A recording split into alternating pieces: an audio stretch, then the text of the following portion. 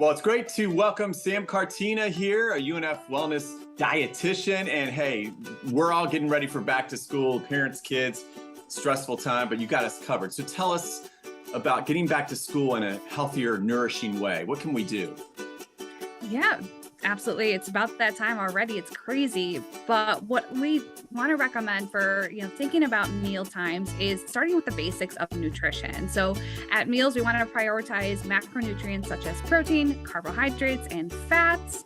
The reason why we want all three at a meal is it really helps provide our bodies and our brains with more sustainable energy throughout the day. It helps to satiate us and keep our minds away from only thinking about food, so we can actually focus on what we're doing. So protein, keep our bodies strong, build strong muscles, but it also helps to satiate us. So when we're thinking about, okay, well, how long is it going to be until the next time I can eat? We want to think about foods that, with protein in it to help us, stay fuller longer. So there's two types of protein. There is animal based protein and then plant-based proteins.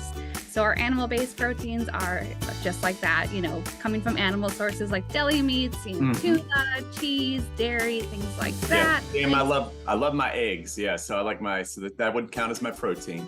So good. And then we have our plant-based proteins. So those can be like beans, nuts, nut butters, or like hummus, for example.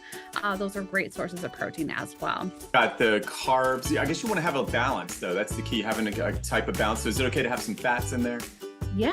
Carbohydrates are so great too because it helps give our brains energy. So we're really focused and, at the task, whatever we're doing, studies especially. So having carbohydrates is really supportive for the body. Fats too, we don't want to shy away from fats because that really does, also add into the satiety factor. But then also fats in our diet help us to absorb fat-soluble vitamins. So things like vegetables and fruits that we're eating, we want to make sure that our bodies are able to absorb those nutrients. I like to encourage more inclusion when it comes to planning the lunch meal. So, but also thinking about, supporting it with a healthy relationship with food. So instead of using words like, good and bad, healthy and unhealthy to describe foods, we don't want them to feel like, any morality attached to that. So like you're good for eating this, bad for eating that. We want to use more supportive descriptors for words, really what food is, think about like taste, texture, and temperature of the food. So like it's crunchy, it's salty, it's sweet, it's creamy, it's hot, kind of like using words to describe foods can help your child, get more curious about their food preferences, what they like, what they don't like, and kind of in that, same, capacity of, okay, well, if you want something crunchy and sweet, you have, an apple, maybe some, chips, maybe there's like barbecue chips or something, or, crunchy and sweet. Could it be cookies? We don't want to shy away from, this or that, but think about, what kind of flavors do they want in their meal? What kind of preference that they have? Kind of honor that so they have more autonomy in that decision. Maybe that's something a little full in the meal so that they will look forward to having it as well. Great advice there, Sam. Now, what other considerations as parents do we need to know about to help our kids with the nutrition?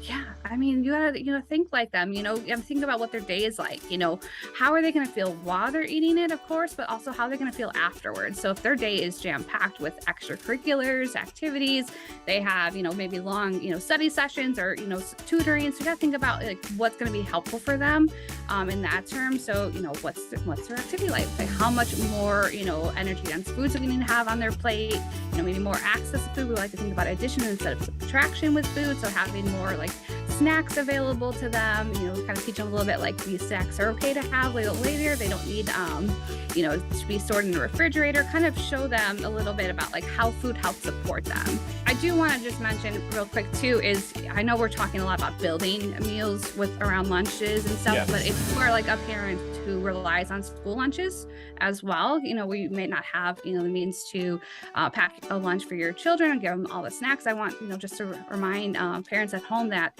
there are a team of dietitians at the school lunches doing the National School Lunch Program to help make sure that they have access to adequate foods as well.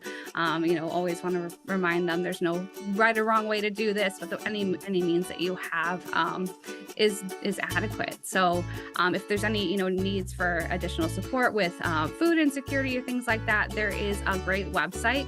It's called foodpantries.org, and there's a lot of resources there too as well. Awesome information. That's very good to know. And thank you. And of course, for more on this, you can also head to our website, and that is firstcoastliving.net.